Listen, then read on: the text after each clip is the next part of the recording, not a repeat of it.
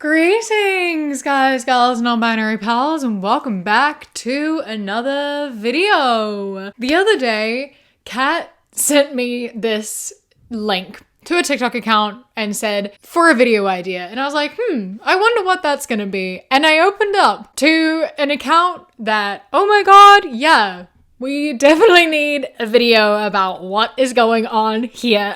And that account is called Doormat Mom No More. And it is basically this woman who has adult children who are estranged, or she has at least one adult child that is estranged. And her entire account is just TikToks of her being like, do your kids not talk to you anymore? You're a perfect parent. Your kid's just an asshole. And it's like, whoa, oh my god. And I scrolled through her entire account and every single TikTok I ended up saving because I was like, oh my god, what are you saying? I need to talk about this. So I've gone through and like picked and chosen a few because I can't sit here and talk about literally every single TikTok from her channel. But there's a lot to say. There's a lot to unpack because what is happening? Oh my god. The level of just like ego is unreal, actually. But before we get into it, I would like to take a moment to say thank you to today's patron of the day, Melinda. I appreciate you and all of your support so much, so thank you so much for joining, and I hope that you enjoy this video. And if anyone else would like to become a patron, you go to patreon.com/SavvyCat, click the top link in the description. Starts as little as £1 a month, and I appreciate it greatly. Since I went through her entire TikTok account, let's start way back at the beginning. Let's watch her first ever TikTok that introduces you to this account and what it's about. Good parents fall into the situation of estrangement too. And it's not that they did anything wrong. It's the fault of their narcissistic victimhood mentality kids. And yet you're also ready to jump on the bandwagon of the child and shame parents who don't deserve it. That's so incredibly wrong. The reality is, if you really understood the full story, you might just change your mind. So don't be so ready to come in for the rescue because you might be saving the wrong person. Oh my god. I don't know, man. You're seeming a little bit more like the narcissist with victim complex because you're actually the one who's meant to be the caregiver. You're the one who's meant to be like providing and giving love and looking after your children, and they don't typically cut you off for no reason at all. Like, you had to have done something. I don't really know how your children can play the victim complex without being a victim. And I don't know if you know this, but if someone says to you, hey, you're doing something that really upsets me and I don't like it, that's not them playing the victim, that's them communicating your feelings. And then you being like, I'm doing everything I can, you ungrateful little bastard. That's you playing the victim. Your entire account is just you playing the victim. And I would just also like to point out that she, on this entire account, has never once said why they're ungrateful. Like, she kind of hints at it a few times in the sense of like, you know, she provided for them. That's it. That's what she did. And obviously because she, you know, gave them shelter and food and clothing, she obviously deserves a lot in return for that. She gave them so much, as in she gave them the necessary requirements of being a parent. That obviously means that they owe her a lot in return and they have to be grateful. And like, I don't know, man, since that's the only thing you can provide with them being ungrateful for, and like even then you're like not even going into it, you're not touching on it, you're not saying anything about any situation, it has guilty written all over it. Like, I'm watching this video, I'm watching all these videos, and like all I can smell is guilt just like pouring off of you. Were you a really good parent who did the best they could, and yet your child has decided to be an ungrateful little bastard as an adult?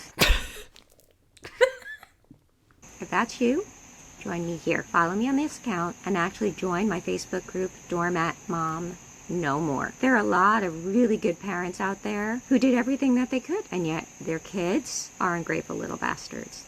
We need to connect here. We need to support each other, and we need to talk about it. First things first, good parents who did everything they could do not typically end up having children who go no contact. Like, if your kids don't talk to you anymore, you did not do everything that you could. You are not a good parent. That doesn't happen to good parents, despite what you may be telling yourself. And the fact that you're sitting here and calling your child an ungrateful little bastard already says that you weren't a good parent. I think that we've confirmed that straight away from just this one TikTok. Also, like, I have requested to join this Facebook group. I just got accepted this morning, but obviously I've already planned this video, so I'm not going through the Facebook group today. But if you would like to see me go through the Facebook group, which is a bunch of other doormat moms coming in and complaining about ungrateful children and their experience with their kids going no contact, please let me know, because I'm probably going to do it anyway, but this video is all focused on her and her TikToks, but I'm curious to know what other moms have to say. So let me know if you'd be interested in that as well down in the comments. Leave a like. Okay, let's get into the rest of her TikToks and find out more about her situation. Good parents get to be themselves in life, and they don't need to validate their ungrateful adult children's experience or enter some sort of re-education camp to hold space to do that, or be acceptable to exist. That alone, at a baseline, is incredibly obnoxious. Counterpoint, good parents actually do need to validate their children's experiences. That is quite literally one of the bare minimum requirements of being a parent, is that you listen to your kids and you validate them and their experiences and their emotions and their pain. If you aren't doing that, you aren't a good parent. If your kid, or anyone for that matter, is coming to you and being like, when you do this, it really upsets me, and I don't like it. It makes me feel hurt. And your response is like, I don't need to listen to you. I'll do what I want. If I can't be myself, you're an ungrateful little bastard. That you're a bad person. Like, that's just a shitty thing to do. One of the things you do as a human being is acknowledge that everybody has different emotions, everyone has different experiences and reactions to things, and you have to acknowledge that and work with that. What might be upsetting for your kids might not be upsetting to you, but that doesn't mean it's any less upsetting to them, you know? Like, just because you think they might be overreacting doesn't mean they are. They're going off of their own base level emotions. What hurts them may seem small to you, but is big to them, especially when they're like young, because, you know, kids are still learning and experiencing things for the first time, so emotions are typically bigger. And if you spent their childhood invalidating their feelings and their experiences, they are going to be less likely to come to you for things. They are going to be less likely to talk to you because you've spent forever invalidating them and gaslighting them into thinking that they're overreacting to situations. If they're saying like, you're hurting me, and you're like, no, I'm not, calm the fuck down, shut up, I'm a great mother, I understand why they don't talk to you anymore. Like, I get it. And I'm not on your side. And I'm completely on your kid's side. You don't get to be yourself if being yourself is hurting people.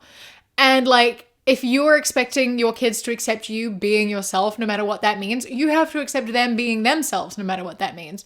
So like, this doesn't go one way. Stop being a hypocrite. There is great ignorance in believing that you don't owe your parents anything because you didn't ask to be born. What about honor thy father and mother, so that thy days be long in the land that the Lord thy God hath given thee? I'm going to interrupt you right there and say, for starters, not everyone is Christian. So this doesn't apply to a majority of people. Carrying on. That's not just a biblical saying. It is, though. You directly quoted the Bible. Thus, it is a biblical saying. It's one of the most important ones, because in that statement alone, we teach children to guard their own survival, because in the owing of each other, we sow seeds for humanity to continue to exist individually, within families, and within communities. And when you stop teaching that, and these ties get shred, you welcome your own extinction. She speaks so slowly. That was painful to watch. I'm gonna probably cut out a lot of the pauses in that because, oh my God, that was painful. I just want to say here, ma'am, that there is a difference between owing people and doing things because you're kind. Like, there is a lot of talk in recent years of people being like, you don't owe anyone anything. You don't owe anyone your time. You don't owe anyone anything. And like, I will admit that that has created some weird sort of environment where it's too individualistic and people will like not help their friends move. They don't like pick their friends up from the airport. They don't like help have conversations and like help people work through things. There's a lot of stuff that like isolates people because people are like, I don't owe anyone anything. I've just got to take care of myself. And like, I understand that that is a bit of an issue that we have created. I've been thinking about doing a video on that at a point. However, that is a very separate thing to like, however, it is true. We don't owe each other anything. You don't have to do that. You don't owe your friend a lift to the airport. You don't owe your friend your time for helping them move. However, if you are a good friend, you should want to. You should offer that. You should be building community and taking care of the people in your community. You don't owe them that, but it is something that you should want to do. We should want to help each other out. We should want to be there for one another. You should want to help support your friend through a hard time. You should want to like spend time with your mom, maybe like buy her gifts, take her out for dinner, that sort of thing. Like you should want to do those things, and you should do those things because it's a nice thing to do. It's respectful, it's loving, and it helps build your community, and it just is a nice thing to do. However, no one does owe you anything, and they certainly do not owe you anything for you doing the bare minimum as a mother, which is just like clothing them, feeding them, providing them with shelter. Like, doing that does not mean they owe you anything at all. They certainly do not owe you gratefulness. They do not owe you their time. They do not owe you their love, because doing those things is not loving them, it is providing for them. And those are two very different things. Like, if you don't do those things, your kids will die. You know? Like, you brought them into this plane of existence, and you have to give them what they need to survive. That is the bare minimum. That is not loving them. That is not even caring for them or about them. It is providing for them. And that is your, like, that is the priority. That is like the job you have to do. They do not have to do anything in return for that. And they're not going to want to do anything in return for that, because like, you know, it's a mutual communal sort of thing. You give them love and respect, and they will give you love and respect back. If you do nice things for them, they will do nice things for you. If you are holding above their heads being like, I fed you for 18 years, so now you have to do things for me, that's gonna push them away, because you're telling them they owe you. You're not like helping create an environment where they want to do things for you, because you are holding bare minimum requirements as a parent above their heads and saying they owe you for it. They don't. They don't owe you anything. They will return like what you have given to them outside of bare minimum, because they do not owe you food and shelter or anything like that. Like that, take it off the table. Completely eliminate that, because that is necessary to their survival. Completely remove that. What have you done for your kids? What do you do for them? And does that outweigh the like negative ways you've impacted them? Because if it doesn't, then they like, why would they return love to you if you are giving them more negativity than you are love? They're going to return that back to you instead. If you don't respect them, they're not going to respect you, you know? And like, if they respect you and you don't respect them, they're going to stop respecting you because you are not returning that. You owe them respect because it's a big circle, and we give each other and feed off of each other. And if you are not responding to their love and their respect with love and respect, they're going to stop giving that to you as well. And if you are viewing your kids as like assets, you are viewing them as people who owe you, you're not being a good mother. Good mothers do not view their children as owing them things, because your kids do not owe you. Give love, receive love. It's really that simple. This is in response to a comment that says, kids are better educated today on types of abuse, domestic violence, personality traits, and neglect. That is why they identify it in their families and seek change or walk away. Good for them. This type of comment is so unhelpful. It's part of the problem and not the solution. The reality is, just because kids have been educated on types of abuse doesn't mean they're capable of identifying it in their parents. That's a huge leap, especially considering the mental health of kids today is the worst it's been in 2 decades, according to The Lancet. What she's basically saying is Because I just read a manual on how to fly a plane and now I'm familiar, I can easily just, throw myself in the cockpit of United and fly 800 people across the country. Do you want to trust me with that? That was a terrible analogy that you did completely on purpose. The better analogy would be, I was told my entire life by my mother that fire trucks are blue. I was told forever that fire trucks are blue, and every time I questioned whether they were actually blue, she told me, no, yeah, fire trucks are definitely blue. So obviously I believed her. I had no reason not to. And then one day I went and I read a book about fire trucks and I found out they were actually red.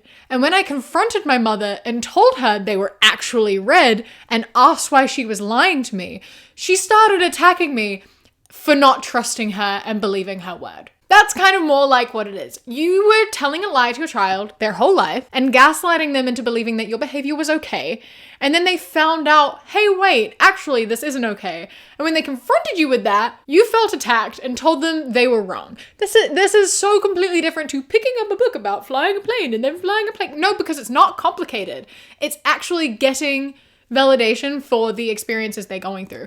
If they are feeling emotions, right? Like the way you're treating them makes them feel emotions. And then they go out and find out what is causing those emotions and what that is called. You can't take that away from them. They're putting words to their own experiences. And you're just upset that they've called you out for it. You've spent their whole lives lying to them and invalidating them. And when they finally figure out what it is and stand up for themselves, it's unacceptable. This is not a societal problem. This is a you problem. And you just hate that there is enough information out there now for kids to identify it. And you really, really wish that you could just carry on mistreating your kids and having them love and respect you and owe you, even though they don't, because that works better for you. You will not reflect on your own actions, so you blame society and your children instead of looking in the mirror and sorting yourself out. If you did everything as a good parent to raise your kid, but the results ended up being disappointing, you did perfect. Maybe not by society's definition, but by God's. Promise you, had he wanted you to do anything different or more, he would have made that happen. I don't know much about religion, but I'm pretty sure that's not how God works. I don't think God decides your actions. Isn't God's whole thing like free will? Like, I don't think he tells you how to be a parent. I think that is entirely up to you. I really do not think that this is how God works. And even if it was, I really don't think God is the best person to be taking parenting advice from or any advice from, because like when people don't obey God, he like turned them into salt, floods the entire world. Like that's who you're taking parenting advice from. And I'm like especially not on God's side right now because of some books I read. So like in said books, God is just an abusive parent. And I feel like it's pretty accurate. I don't think this is how God works. And I need you to tell me what you did that made you perfect. Parents, you're perfect. You did everything right. What did you do? And again, don't just use the examples of you provided for your children, because that's not enough. You have to do more than that to be considered a good parent. If you're ruminating over not being able to make sense of what has happened between you and your ungrateful adult child, take that as a good sign. You can't make sense of it because you don't think the same way. All you can do is sit back, let time teach them what you couldn't, and go on with your life. Make the best of it. But realize ruminating is actually a really good sign. No, it means that you aren't acknowledging the things that you've done to hurt them. Like if they have voiced to you what you have done that has made them estranged, if they have voiced to you what you have done that has hurt them and has led to no contact, which I am so sure they have done so many times. I'm so sure you got warnings before this happened. And then you're still sitting there like, I don't know what I've done. It's obviously all my kids' fault. They're going to come back even though I haven't changed and I'm not going to apologize. Like, no, that is you being ignorant, like deliberately ignorant to their pain because it suits you. Like so many kids will let you back into their lives if you just apologize and show that you have reflected and grown and changed. Like so many kids want their parents in their lives. there is like so often hope being held for their parents to change and to apologize. And like so often the relationship can be fixed. You just have to put in the effort to fix it. It doesn't work one way. You cannot expect your kid to do all this work and to change and to bring you back into their life and apologize if you aren't willing to do the same. And I don't think they need to apologize. I think they left for a valid reason. Again, you haven't even said what that is. And because you haven't said, you're looking pretty guilty. Do you ever wonder where all the good memories went? Like the good things you did? It's amazing. It just seems like the good memories get washed over and the bad ones become your hallmark. And by bad, I mean you're 5 minutes late for their high school play because you're working 2 jobs in order to pay for their college. That's what I mean. It's a mystery. This pissed me off so bad. The way she included the guilt trip in the video, like that would put me on her side. Just being like, oh, sorry I was late for your play. I was busy working 2 jobs to pay for your college. I'm working myself into the ground to provide for you. So like, you need to get over it. Like, bro, oh my God. This made me so mad. Like, I think your kid is so valid in being upset that you missed their high school play, because I so doubt you're only 5 minutes late. I so think that you didn't show up. And this is not the reason they stopped talking to you. I feel like this is on a long list of reasons. I feel like this probably happened multiple times. And when they voiced to you, hey mom, it really upset me that you didn't make it. I was so excited to share this with you. This meant a lot to me. You turned around and went, get over it. I'm working a job to provide for you. You should be grateful. That's an abuse tactic. Like, no, they don't have to be grateful. I personally, would understand more if you had to work this extra shift because you couldn't afford to pay rent. Like, if you were living paycheck to paycheck and you need that shift to pay bills or to buy food or whatever, I'd be a little bit more forgiving. And I'm sure your kid would be a little bit more forgiving too. If you explain it in words of something like, I'm so sorry that I can't make your play tonight. I'm going to send your dad instead and get him to film the whole thing, and then we can watch it together later on. I'm so sorry. I can't afford to go today. And you give a proper actual apology and try to make an effort to see it in any other way and explain before that happens and have that sort of understanding, I would be a little bit more forgiving. But since this isn't that, you are not living paycheck to paycheck. You are living a second job to save up for a college fund, which sure, it's nice to have a college fund, but you can absolutely afford to miss a shift. The college fund can miss 1 shift worth of work because that is less important. And are you saving up a college fund because you want them to go to university? You want them to go to a specific university so you can say, I'm working 2 jobs so you can go to the university that I've picked for you so that you can live the life that I want for you? Because that makes it even worse. And I feel like a lot of these parents do that sort of thing. Regardless of anything, coming in and invalidating your kids' feelings is not the way to go. They have every right to be upset with you over this. And if this is something that happened repeatedly and you constantly guilt trip them instead of apologizing, instead of validating their feelings, then no wonder they have left, because you never take accountability for anything that you do. Everything is always their fault. If they can never do anything right and they can never please you and you don't do anything for them other than provide for them, they're not going to want anything from you because you've spent their whole lives hurting them and invalidating them and trying to put them on a path that you want them to be on as opposed to the one they want to do for themselves. I'm not going to throw my kid out of the house, but what am I supposed to do with a 20-something who doesn't pitch in around? How about this? How about you tell your ungrateful emerging adult child that the privatized entitlement program that you've been running for him is no longer in service? Public assistance is out the door.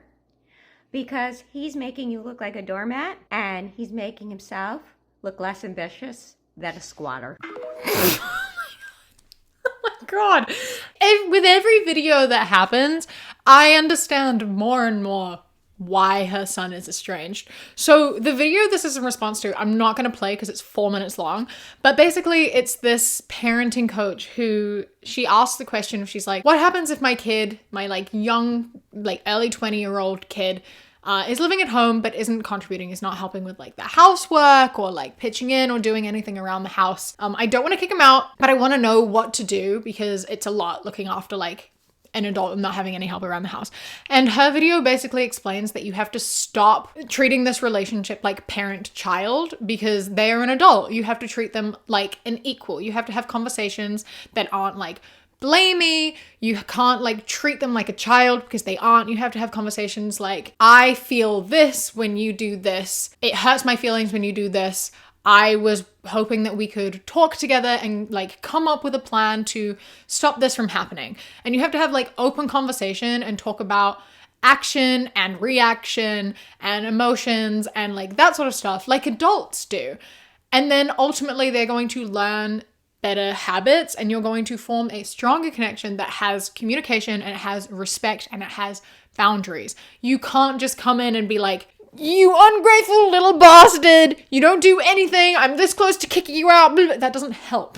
You're not treating them like an adult. You aren't respecting them, so they're not going to respect you in return. And this woman coming in here being like, oh, you're not going to help out? How about I just stop doing everything for you and threaten to kick you out? It's like, that's literally the opposite of what she said. Like, she literally just gave 4 minutes of solid advice for this problem, and you're in here talking over her. Like, maybe listen to her. If the idea of like respecting your child is like so difficult for you, you are absolutely the problem. You have to work to develop a relationship with your child. You have to work to develop respect. You have to like work to build this relationship. If they aren't respecting you and they are like not responding how you want them to, like you have manifested that relationship.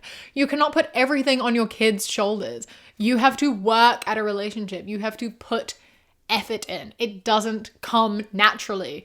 You have to work at the relationship. It's really that simple. It's the same as any adult relationship. And coming in here and just getting mad and like being like, you owe me for everything I've always done for you, I'm not going to help you anymore, get out. Like, yeah, I wonder why he doesn't talk to you anymore. You eliminate all authority to speak when you accuse good parents of not doing enough of this or that to remedy the situation with their ungrateful adult kids. Because if you walked in their shoes and you held such authority, you'd realize how ridiculous you sound. I don't think that's true at all. I think that if you as a parent are trying to tell children what to do, when they start talking to their parents and you start talking over them and saying they have to forgive you, you have no authority in that situation. Like, this is a two-way street, man. Like, it's not that difficult to comprehend. Like, it's the way that she makes everything her kid's problem. Like, there's no responsibility being taken. There's no apology. There's no reflection. It's always like, it's your fault. It's your fault. And she's sitting here and being like, my kids always blame everything on me. Why is it always my fault? And it's so frustrating. I grew up with parents like that, of just being like, everything you do is like your fault. Everything they do is your fault. And then when you try to be like, no, this actually upset me, it gets turned around being like, oh, so it's my fault? Why is everything my fault? And then you're there like, it's not. I take responsibility and accountability for things I do, but sometimes it is your fault. Sometimes it is your fault. You can't then turn it around and make it my fault because I tried confronting you about something. And it's infuriating. It's so frustrating. And like watching her sit here and do that, it takes me back. Take some accountability. Take some accountability. Listen to people when they say that you're hurting them. Take it on board. Try to reflect. Try to grow. Try to change. It's not that difficult. And she's always like, I want to be myself around my kids, but they don't respect me. Do you respect them? Because it doesn't sound like you do. It's very like my house, my rules. And then you go into their house and you're like, why aren't you letting me live by my rules? Like, bro, the hypocrisy. Stop viewing your kids as kids. Stop viewing them as assets. Being a parent is not transactional. Give and get. And by that, I mean like, give love, get love, not give money, get your kids on a leash forever. Speaking of giving money. Included, axed, or modified. What have you done with your ungrateful adult children regarding your will? Especially those who are estranged, right? Because with so many of them equating money or what we provided with bribery or our substitution for love as opposed to just love, what makes you think that their ungratefulness yesterday or today would be any different tomorrow. So why should you leave them anything at all? So funny, because she did just come in here and straight up admit that what they're ungrateful for is that she provided for them. That's all she did for them. She's like, if they come in and say that you giving them money is your substitute for love instead of love, then they're ungrateful. No, I think that's completely valid. If the only thing you gave your kids was money and nothing else, like that's how you showed your love, you weren't a good mother. You weren't a loving mother. You were doing what was expected of you as an adult, which is providing for the kids that you brought into the world. That's it. Again, if you don't do that, they die. Like, they can't feed themselves. They can't house themselves. Like, that's not what being a kid is. I know I said nothing about like owing people anything, but you kind of do owe them that. That's your requirement as a parent. And if you want anything in return, like if you want love and respect, you have to give that to them too. They're not going to give you something if you aren't giving it to them. So like, I don't understand where this comes from. They're not ungrateful. They would be so happy if you just, I don't know, treated them like adults and gave them love that didn't just look like you being like, I don't really care about you, but like, exist, you know? If you were asking so much of them and all you were giving them in return is like the ability to be alive, like you can do that for yourself. They don't have to do that for you. If you were talking about like owing and paying back, all they would have to do is make sure you don't die, because that's all you've done for them, is just make sure that they don't die.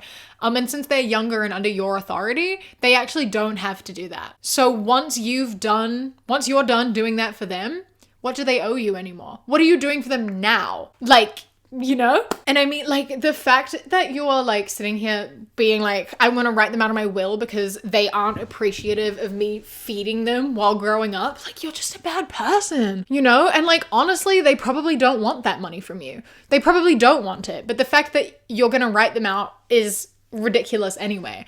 I'm sure they'll laugh about it. They'll be pissed and mad, but they will also laugh. But like, it's the way that you just genuinely don't care about them and you're holding this over your head. You're like, you want things from me? Then you have to forgive me and do things for me, even though I'm not going to put any effort into actually being a good parent. Like, I'm losing my mind. So this has been the Doormat Mom. Please let me know if you would be interested in seeing a video about her Facebook group. I will probably do it anyway, but leave a like and comment down below. Let me know any examples of any doormat moms any doormat moms in your life. Do you have are you estranged from any of your parents? Do you have any experience with that? I'm curious to know. I'm curious about her Facebook page and what other people have to say about this. That's not just her spewing absolute bullshit and calling her kids little bastards for no reason.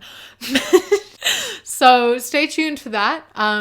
Yeah, don't forget to like, comment, and subscribe. I upload 3 times a week on Sundays, Wednesdays, and Fridays. So if you want to see more from me, then please subscribe, and I would love to see you again in a few days. A massive thank you to my Sprout and Above patrons, whose names are up on the screen right now. I appreciate you greatly. And huge thank you to my Kiwi Cat patrons: Bobby, Ikazel, Ellie, Chris, Samuel, Knitting Menace, Radsack, Lady Nutbar, Mr. Noodle, Ella, River, and Phenomenally. I love and appreciate you so much. Thank you so much for joining. If anyone else would like to go on Patreon, go to patreon.com/SavvyCat. Click the top link in the description. For as little as £1 a month, you get my videos a day early, and then for £3 and up, you get things such as outtakes, bonus podcasts, live streams, vlogs, and more. Don't forget to follow me on Instagram, The Queer Kiwi, and Twitter, That Queer Kiwi. I hope you enjoy the rest of your day.